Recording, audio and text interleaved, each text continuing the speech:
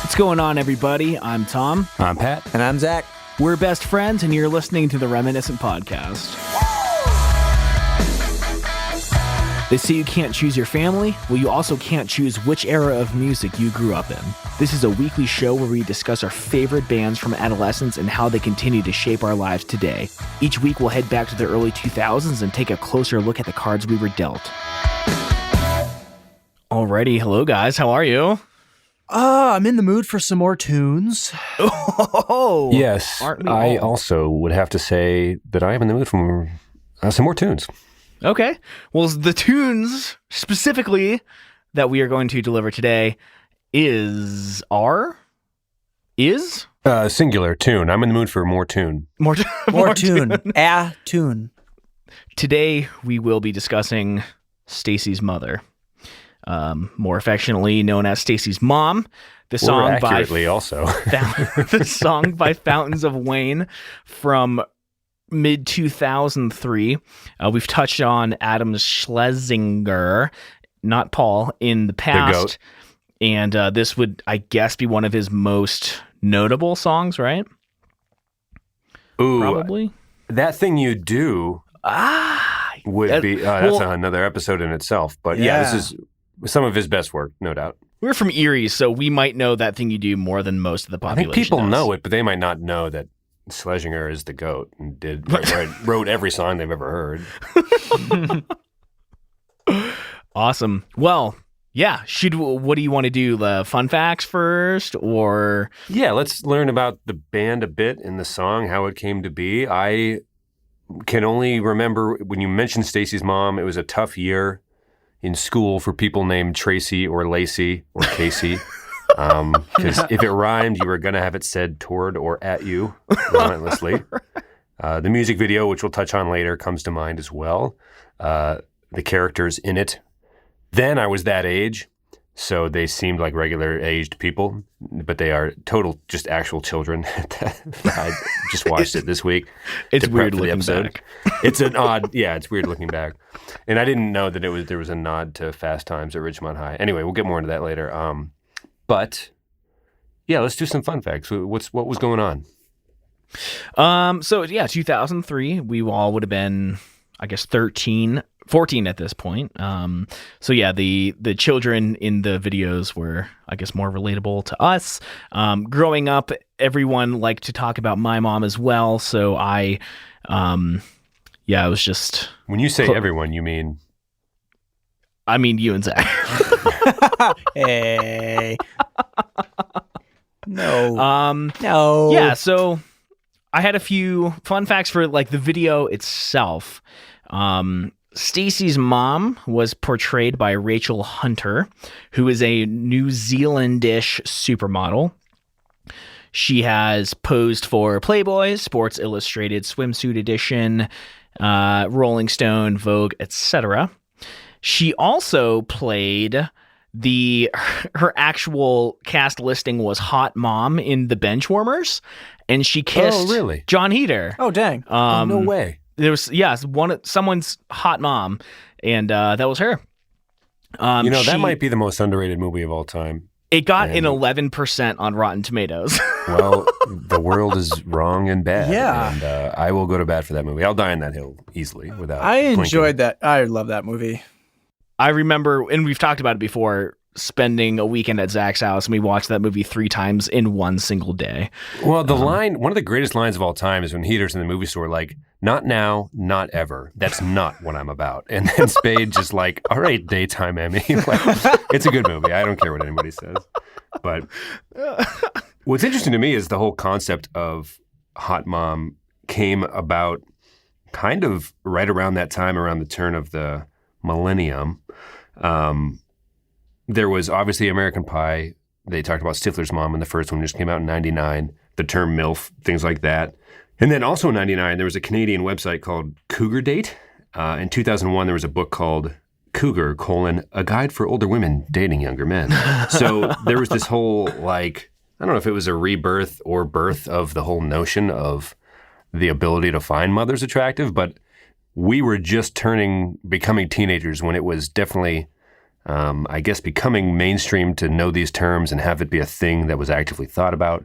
And then, of course, in 2003, at the height of it all, Stacy's Mom kind of drops in.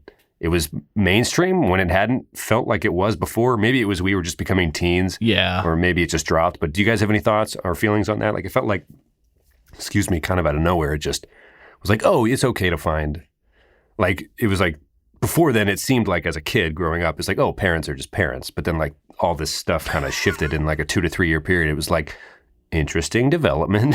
I don't know. I think that's called puberty. That might be there you go. technical. It might have been as simple as that. But based on the movies and books I just mentioned, I felt like it was talked about more. Do you guys feel It came into the limelight. Yeah. I mean, I guess. For me, it did feel just like as a product of puberty. But looking at your notes here, yeah, a lot of things did develop around that time. But like Zach, I would probably credit my own view of it to puberty and just thinking girls weren't icky anymore in general. Well, there you go. Yeah. So we got a few more things here. Just some more Rachel Hunter fun facts, actually. She was married to Kip Winger, the guitarist for Alice Cooper. Oh, Kip, yeah. And she left him for Rod Stewart. They met at a nightclub and got married 3 months later. They were married for 16 years. The song Stacy's Mom was, as we said, written by Schlesinger, and it was inspired by a friend of his thinking that his grandma was hot.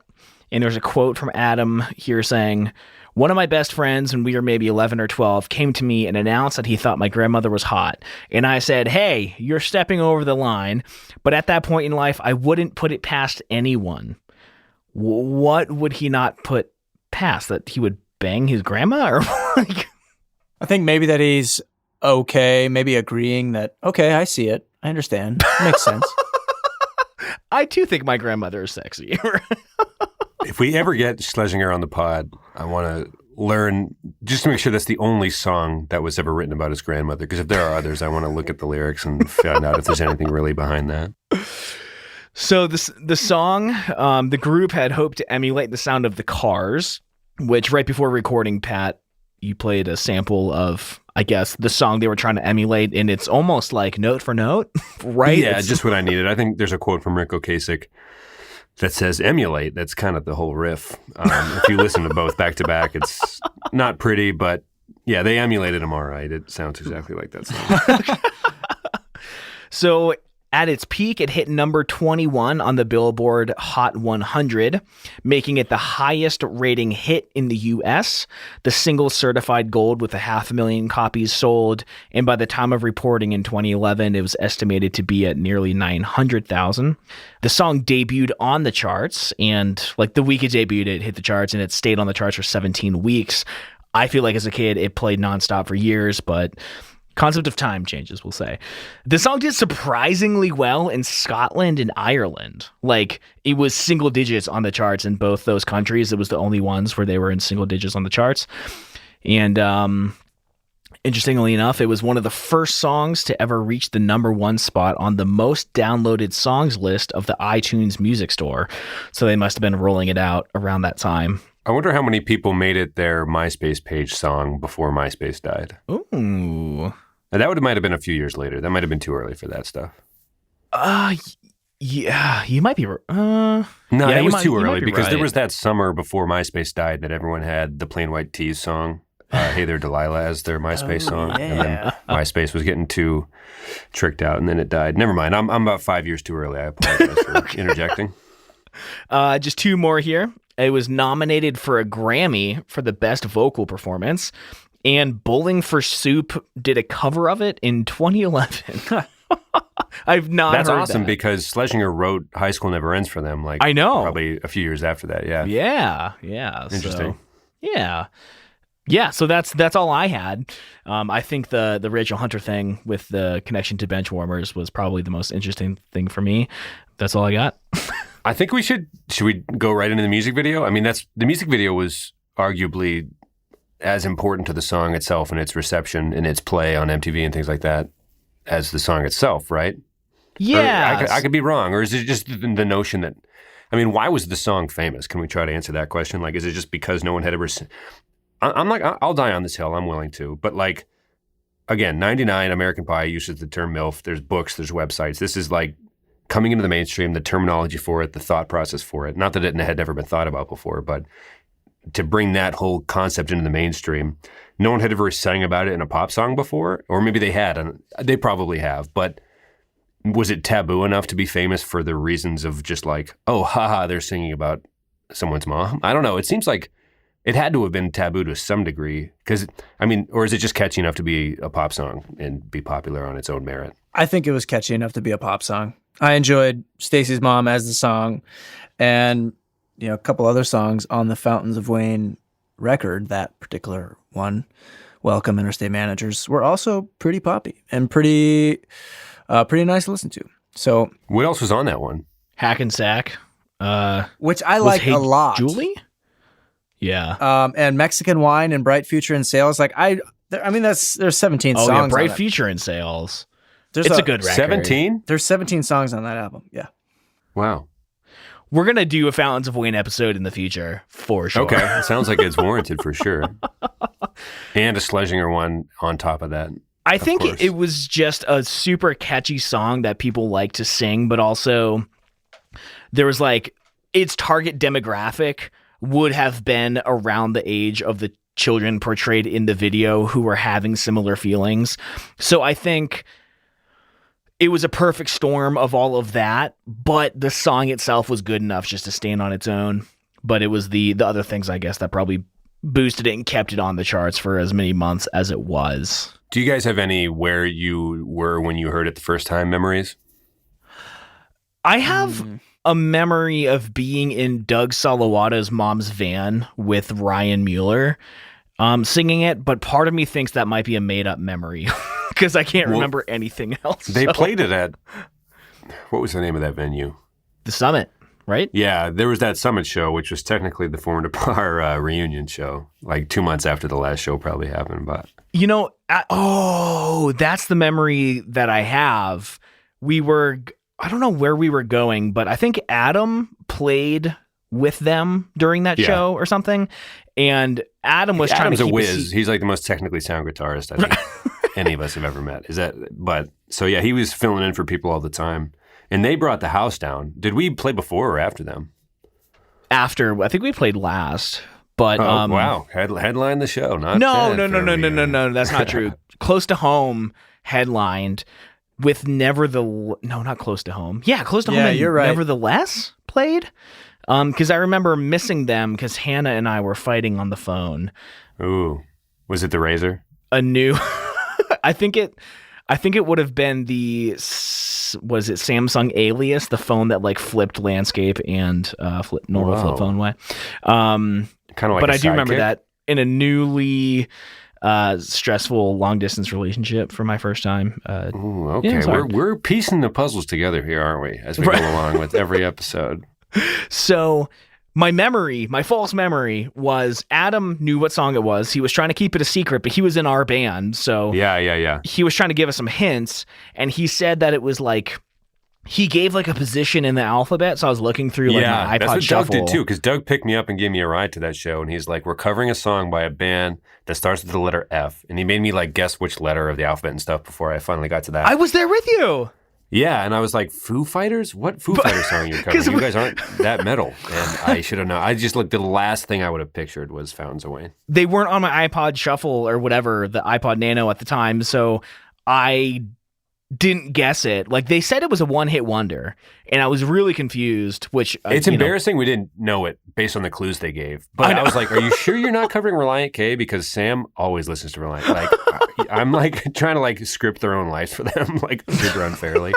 But they like brought the house down later with I thought it was a really good cover of... Yeah. The whole room was into it.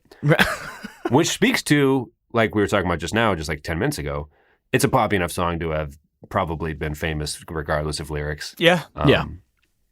So should we discuss get into the video if we hadn't already started that? I don't remember anymore. Well, it's a good memory that we had. Our friends played it. Yes. It just took over the room. Obviously, the poppy nature, Schlesinger's the best. Let's get right into it because to me, that's a big part of the whole story.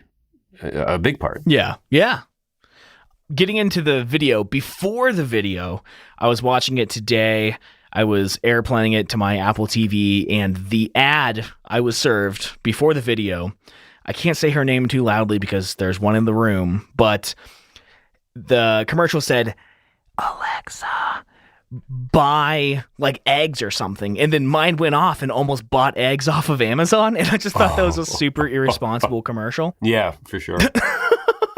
So a little stressful getting into it today, but I'm so glad at the new house, the new setup, I don't have to record with one of those things in the room because it would go off like ghost status every time we did a show and scare the absolute. I purposely put one in my studio to control all the lights in here. So. Oh. I personally try to never enter a home that has one of those devices so that nobody can really pinpoint where I am because that's my fucking information. That's nobody else's damn information. No one cares. Well, I care where I think I am. I'm with you, Zach. I'm with you on that one. I was very against the implementation of one into our home. So, Tom, if we visit you in Denver, you're going to have to put that thing away or at least put it outside. All 4 of them? Are you have 4? Kidding me? Oh, my God. You're more than It's like, triangulated. hey, look, it turns the lights off and you're 5 feet from the light. You're like, oh, God. We're gonna have to do an Echo episode. It's gotta happen. No, you won't. I won't be on it. I'm just gonna say that right now. I won't be on it. I will say that my dog has PTSD from all the times Jesse says, Alexa, play dog noises, and it just does. And she's like, oh, like it's like her number got pulled for the draft or something. She's just like, oh God, I'm gonna have to enter war now. It's like it's time. My number's been called, man. All right, let's get into the video. Yeah, right. The music video. It was noted that Fountains of Wayne was deciding between 3 different producers for this video. And they said that 2 of the producers wanted to go with something a little subtle, give nods to the theme of the song. And then the third one went, quote, for the jugular, end quote. And that's who the band went with. And I think that is definitely evident when watching the video. It's pretty literal throughout its entirety, right? You know, I didn't, and we can go scene by scene, lyric by lyric if we choose. I didn't realize how on the nose it was. I had forgotten, but it is just, yeah, it's right there, man. It's like an American Pie movie, I guess. Yes. I mean, not that I've seen one, but I've seen the previews. We talked about American Pie being just naturally a part of our lives because it was so there for the first like 5 years of the aughts. But yeah, the Sum 41 episode, we touched on it a little bit. But yeah, no, it's like, is everybody Stifler now? Because it feels like this is getting shoved down our throats a little bit. I don't know. If you haven't, go to The Onion right now and look up Stifler because they have such an awesome piece about, it's like a tongue-in-cheek look at like how directors express things in film. And it's supposed to be like, they glimpse at a bunch of Oscar-nominated movies, and then they're like, but today we'll be looking at how the directors of American Pie used the character of Stifler to emulate horniness. And they just like treat it as if it's a total straightforward, right down the middle character breakdown. But, you know, it's just clips of him humping everything.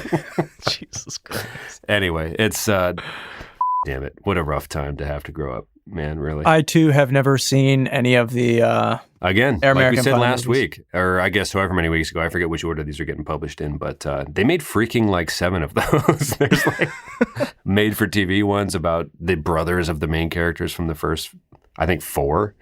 Anyway. So in the video, the first thing that we see is like a young girl's butt in a bikini. So already it's out of the gate just fucking weird, especially as an adult, right? Just so weird. So young. Yes. Yeah. Too young for that. They chose the producer they chose. Maybe a bad choice. Can we give that take now? Well, we're only one frame in to the whole video. Let's break it down a little. So yeah, the girl's interested in the boy. The boy sees her mom. Her mom is a supermodel from New Zealand. Yes. And that's where it turns. That's where, yeah. Right. So let's get this straight. It's her house. It all takes place at the girl's house. a single parent household, as we learned through the lyrics, right? Yep. Which is kind of dark, I thought. If you look at the lyrics, since your dad walked out, maybe I could just become your dad to the girl he's dating, I'm assuming. Like, so he's getting invited over after school, and he has a lot of leeway at this house. He's in the pool. He's drinking their sodas, which is like, what? I don't know. Like, he has a lot of pull at this house already, so this is not his first time at the house, I'm guessing, right? Do you guys have any thoughts about how free he was at this, not his own home, apparently? In mowing, yeah. I'm guessing that there was some chores involved, right? Every time I went over to Pat or Tom's house, I knew that Kathleen asked me to do the dishes. And that's mainly because I used them. And I was like, oh, shit, I have to do chores here too? Okay, I get it. So there was a chore list. Understandable. They were in California. It's a pretty hot, sunny state. In-ground pool after mowing the lawn. I mean, I get that. She's probably a nice person. Well, here's something that I didn't think about until Pat just referenced the free reign he has at the house. Clearly, he's been there multiple times to where he's that comfortable. But so he's either been friends with her from childhood or he's been seeing her for a while now. Right. But when he notices the mom, it's like he's noticing how hot she is for the first time. Well, so glaring plot holes in this music video. Unless there's been an awakening of some sort, I suppose, which is the whole. So do you remember? Sexual, Okay, let's for that on that note.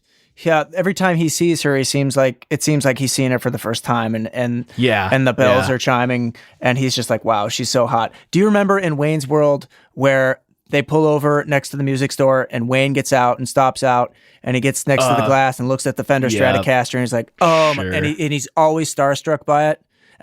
And Garth says, he does this every Friday.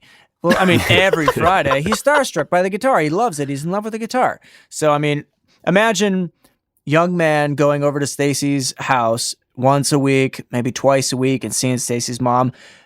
Plus, Stacy's mom went on that business trip. And was she there or was she just trying to give him the slit? That's true. There was a business trip.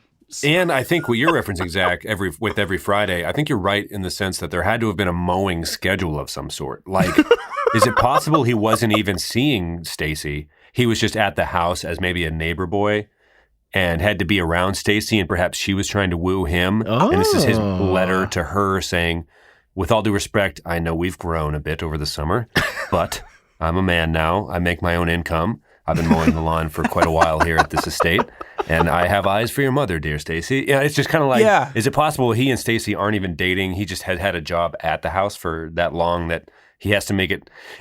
So here's the thing. Is he trying to give Stacy the slip? Is the mom trying to give him the slip? Is he doing something nice by telling Stacy straight up, like, or are they dating? Do you guys think they're dating? I don't think they're dating at all. Or are they not together? Nope. I don't think Stacy and young man are dating at all. I think young man has a job, and it's clear that Stacy is into young man, and she's obviously attracted to his work ethic. And but I think young man is quite a decent guy, actually, because he does put it straightforward, like, Stacy, I don't think this is going to work out. Pat, you put it wonderfully. He's a working man. He's got some kind of an income, and he has goals and priorities and places to be in life. And those goals are lofty. They're like, no, Stacy, with all due respect, no, I would like to be your dad. Not only don't I want to date you, person my age, I would, too, like to woo the person who birthed you, and 3, just kind of slide into the whole dad role here. Like, I have a very specific list of, like, my 5-year plan is pretty locked in. I don't think dating you is part of it. And he's going to start a landscape business, and I should say that he should not invest in way too many lawnmowers, because I don't think grass is a big thing in California. I mean, it's a lot of rock gardens, you know? Right. Do you think he has the LLC in place for the landscaping business? Well, I think you have to be a certain age in order to start the application process. Unless you're guided by a parent or guardian. And if he vis-a-vis becomes a guardian, then maybe he's trying to start his own business. Maybe he's using the mom too. But clearly the mom has money. She has a red convertible Mercedes. and a large estate. So she can pay the watering she has a large bill backyard. Well, let's talk about this as well. So he's in the pool. He sees her getting nude in the kitchen with no blinds in the kitchen, right? Which is a bit of a plot hole, if you ask me. Oh, speaking of plot holes, she unclips her bra 3 times in that scene. I'm like we said, the producer, they hired him for one reason only. And he only had so many yeah. Every time the camera goes on her, she's unhooking her bra. Like, you just did that. Let's move on. Except for when she came out with just a towel on, because there was no bra to speak of. Well, that's the next point I wanted to make in terms of the family's wealth. The dad's not in the picture. Why isn't he Well, he left. He's not dead, but I'm assuming she got a big settlement in the divorce. So he opens up the soda in the pool, right? It's like, yeah, okay, wow, we're going for it. This is the first of 3 scenes we see, right? And you kind of ruin the pool, right? You get a super sugary soda going. That's anyway, not good for the filtration system. It's not great, I can tell you that much. In the second part, when she comes out with just a towel on, etc., in the video, she has a professional masseuse in an outdoor massage area of the lawn that he mows, where there's another paid hand on the estate to give her a professional massage in front of not just the children that are near them always, but the entire fucking neighborhood. And think about this, too.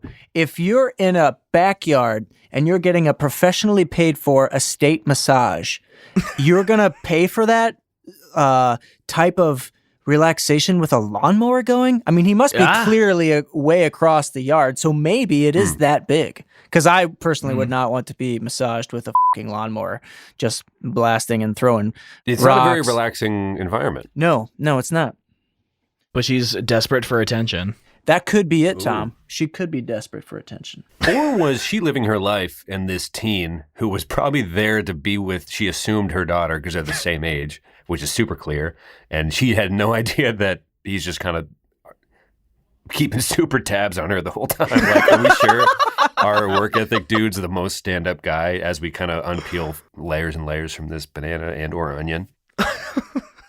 The only other thing I have to say is the last scene, if we're ready for that, but I don't know. Yeah, well, I mean, we've laid it all out, right? He sees her, he's in the pool. Wait, he can chalk that up to, whatever. He's just floating there. He's not actively He's living a really doing anything. Easy life. The second part, he's mowing the lawn, doing the work. She goes out to get her weekly massages, we can only assume. I don't know. Whatever. And then there's the third scene, which is a nod to Fast Times at Ridgemont High in a number of ways. The scene with the pool in that movie, if you've seen the movie, you know. If you don't, I don't know. It's a part of culture. You've probably seen it. You've seen it maybe without knowing it. But yeah, like you were hinting at, Tom, and I'll let you take it from here, is different than the first 2 that you could argue were happen chance, right? Is that even a phrase? Happenstance? Well, then there's this strip. She's like stripping on the kitchen counter, right? Well, that in his psyche, I think. Yes. Right. Yes. Okay. Nobody could set up that type of lighting that quickly. I love his shirt, by the way. Mr. Wonderful. It's a cool shirt. It's a great shirt. I had the same thought. Before we get to the last scene, I do want to say that maybe the one good thing that their producer did was how they incorporated the band into the video. I like that in the girl's bedroom, she has posters on the wall and it's the band performing in a kind of artistic. Yeah, it's pretty cool. Color scheme. I just, a lot of videos nowadays are just like performance videos of a band lip syncing their song. I mean, mainly from the genre I listen to anyway, which would be pop punk. So I think that part was nice and artistic. You could see the band in the reflection of the young girl's sunglasses. I'll give some props to their producer there because I thought that was nice.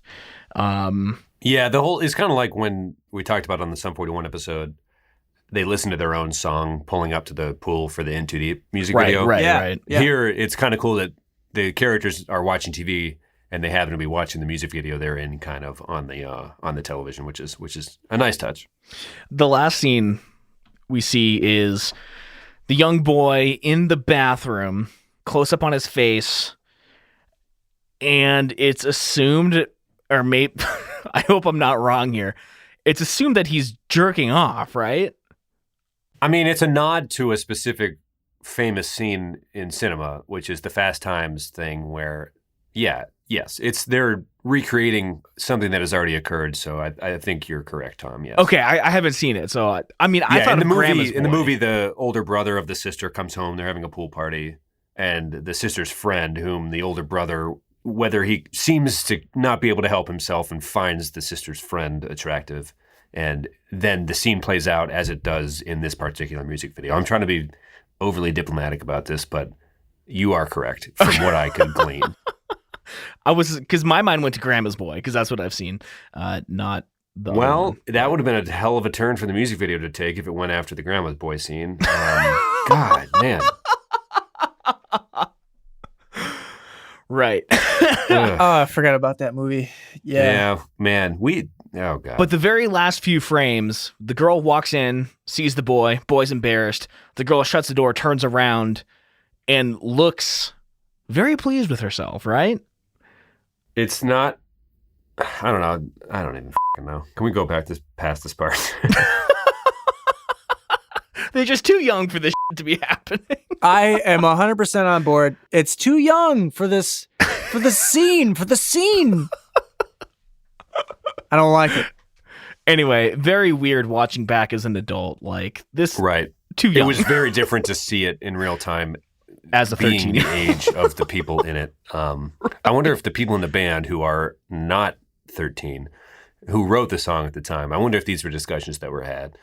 Like, hey, man, you're going too far. I think they went too far. I think it's possible. I think it's very possible. Should we talk about the lyrics?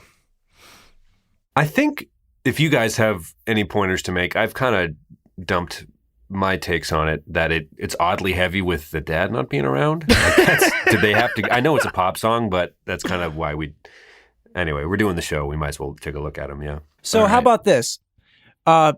Stacy, do you remember when I mowed your lawn? Well, according to the music video, yeah, you do it twice a week, apparently. Like, well, that's an assumption, though. You have the run of the place. I mean, that's an assumption on our part. Well, true. Are we assuming that he does it on a regular basis, or is it like, hey, do you remember that one time I mowed your lawn for you that one time? And maybe he just filled in. It could have been. Yeah. So I think they're alluding to maybe he's not a regular serviceman there. Or was it the only time there he was mowing where the towel event occurred? Oh, that could, because he's trying to make a list of things to explain to Stacy why. Yeah, because it's not always sunny in 85 in California. I mean, there's some cooler days. I mean, walking out in a towel probably doesn't happen every other weekend. Right. So the towel event, Towelgate, if you will, it was a very jarring for a number of reasons. The infrequency of it, how striking it was to anyone in the area, allegedly.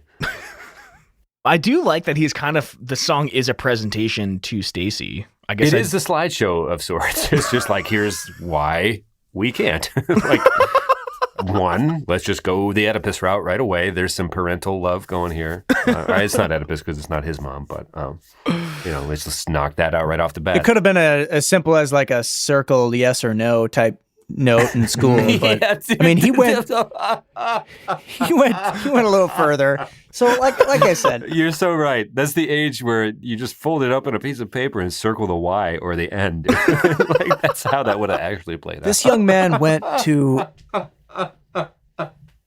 lengths unseen by most young people. Oh, the presentation's so much longer than it. I didn't even think about that. It's so long compared to, oh, God. Too young. I mean, then they would, pre-cell phone, I guess you got to talk it out. I don't know.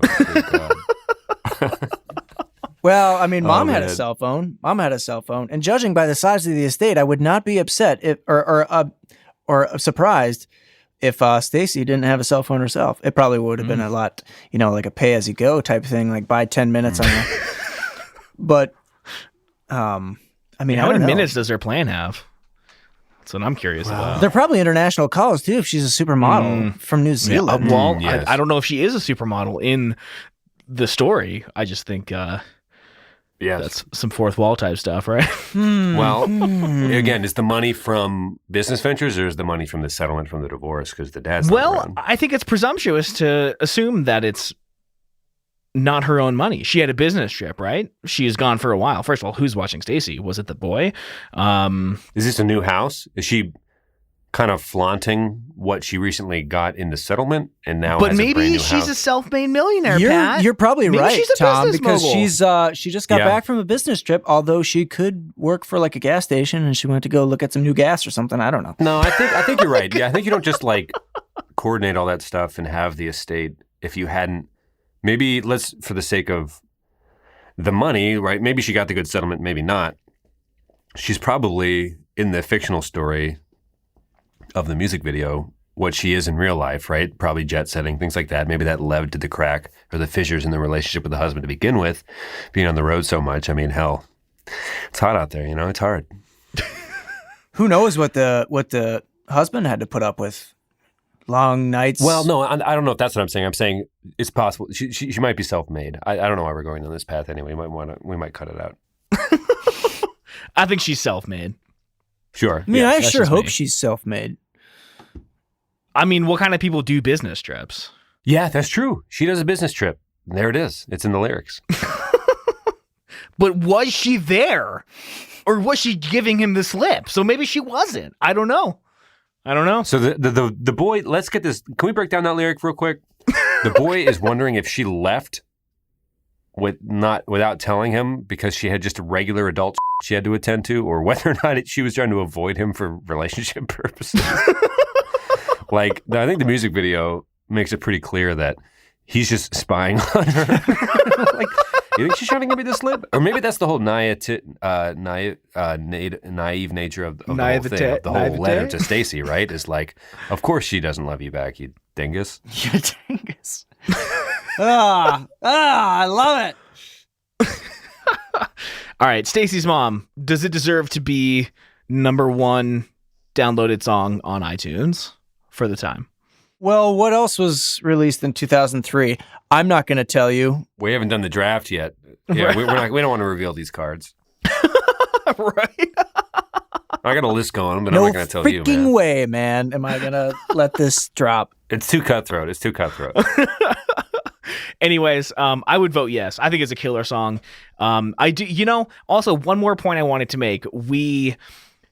In the Click 5 episode, we discussed that the Click 5 was kind of going for that like mop top kind of Beatles thing.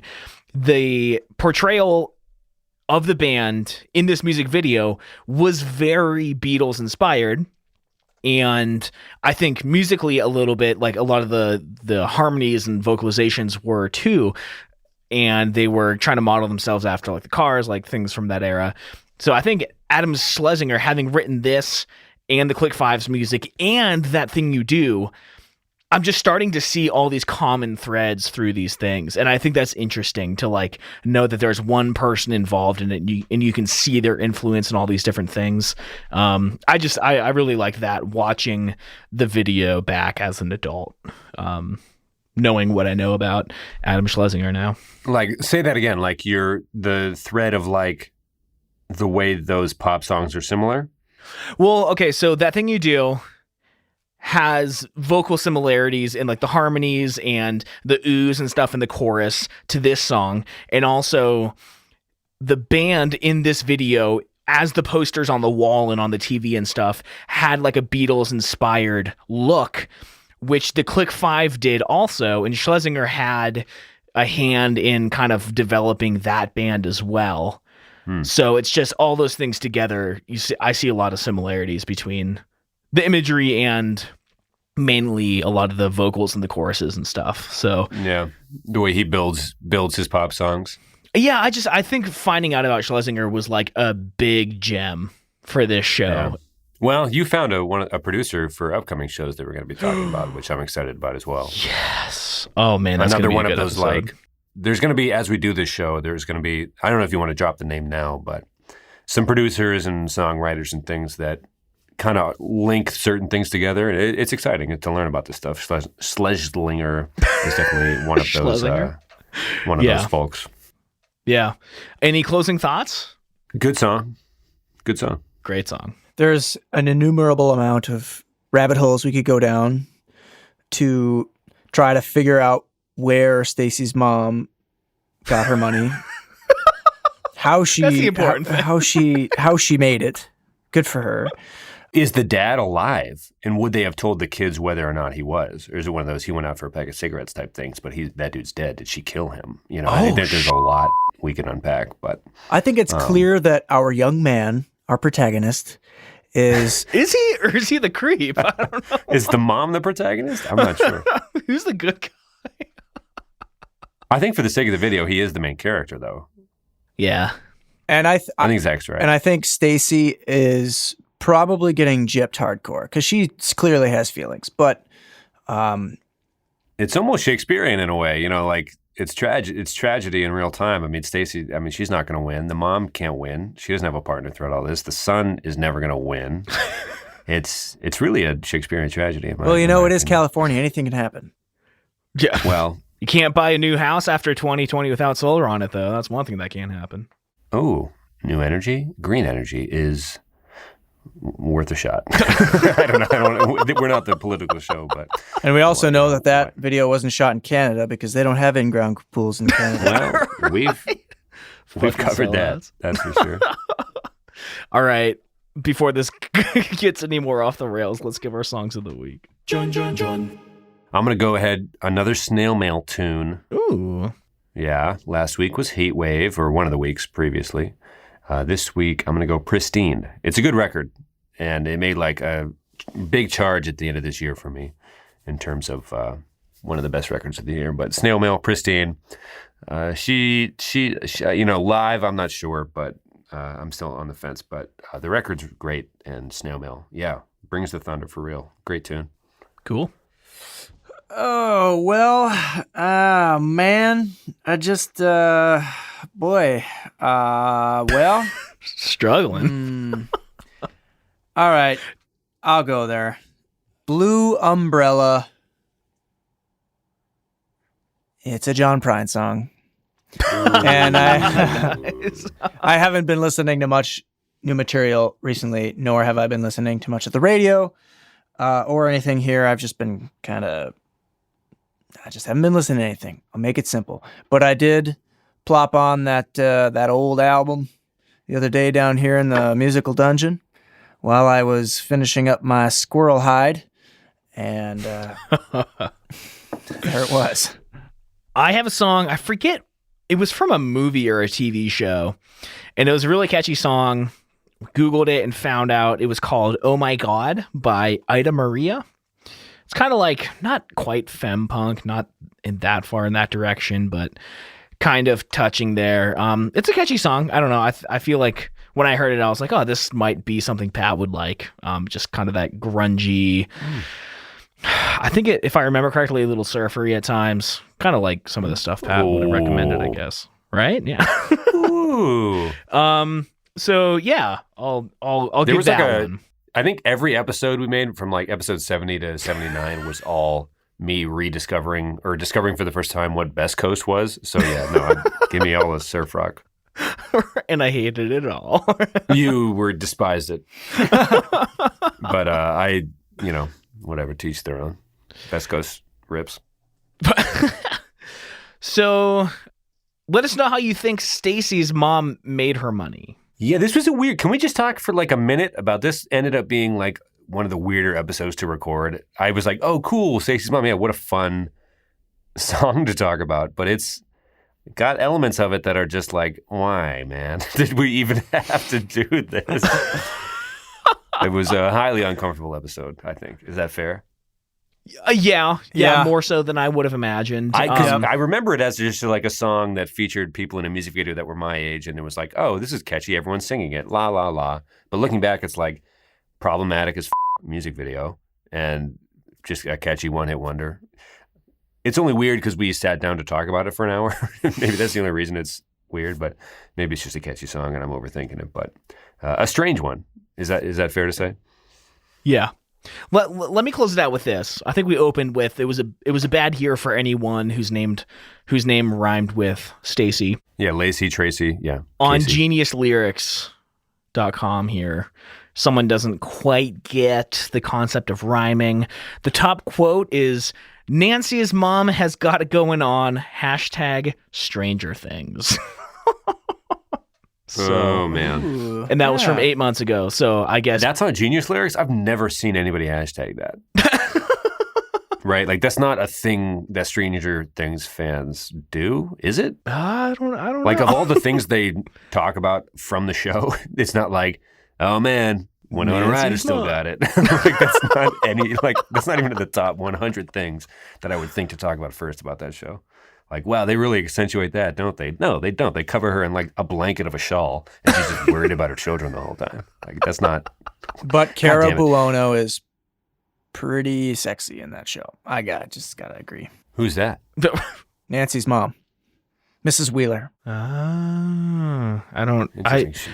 I can't even recall faces. I just thought it was funny that 15 years ago, after the song was written, people are still trying to rhyme Stacy's Wait, mom. oh my with something God. else. Cut everything I just said. I thought they were talking about Winona Ryder's character, but they're talking about something else. They're talking about a different character. Yeah, gotcha. Can you erase me from the show entirely? Yep. Cool. That's what I ask you every week, anyhow. Cool. Well, let's put this one out of his misery. Wait, who's Nancy then? Nance, like the main girl. Yeah, Nance. Who's her brother? Michael. Oh, yeah. I'm sorry to everyone for everything. You know what's funny is as I read Nancy's mom, I was thinking of Barb's mom. It's like I Barb's just assumed mom. they were talking about Winona Ryder. I was ready to rip Genius Lyrics because, what was it, a few weeks ago, they over-explained some lyric we were talking about. What was it? Oh, it was the Click 5. And they were like, he's like, he's conflicted about his feelings. It's like, oh, yeah? Is that what's going on? Oh, yeah. Oh, man, Genius Lyrics. Like, they do a good job. It's not maybe with the correct genre. Anyway, let's put this out of its misery. Take me out of it, the whole last third of it. Jesus Christ. Yeah, cut it out. Sorry, JW. Sorry, Matt. Sorry, Julie. Sorry, Amanda. Everyone. The whole crew. All right, let's go. Love you guys. Bye. See ya later. All right, everybody, please, for the love of God, join us on Twitter @_reminiscentfm. Let's hear your speculation on what Stacy's mother did for work. We got to figure this out. If you leave us a review on Apple Podcasts or iTunes, we will read it on the air. Hit us up. Let us know what you think. We love talking to you guys, and we love hearing your suggestions for new episodes. We hope that you all have very happy holidays. We love you, and we'll talk to you next week.